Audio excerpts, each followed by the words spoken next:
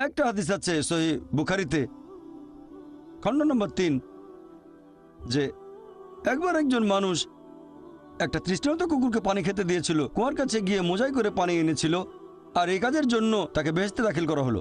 সহিহ বুখারীতে আছে আরেকটা হাদিস, খণ্ড নম্বর 4, একবার এক পতিতা একটা তৃষ্ণার্ত কুকুরকে পানি খেতে দিয়েছিল, এজন্য সে বেহেশত পেল। এক সাহাবা প্রশ্ন করলেন যে কুকুরকে পানি খাওয়ালেও কি আমরা পুরস্কার পাবো? নবী বললেন, অবশ্যই, কেন না।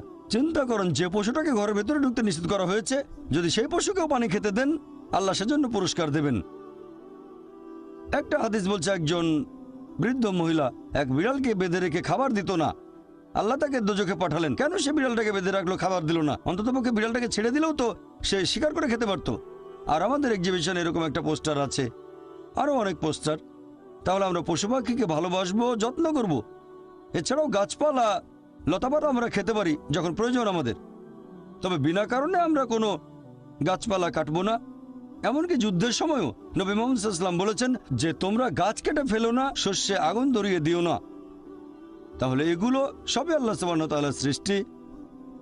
আর আল্লাহ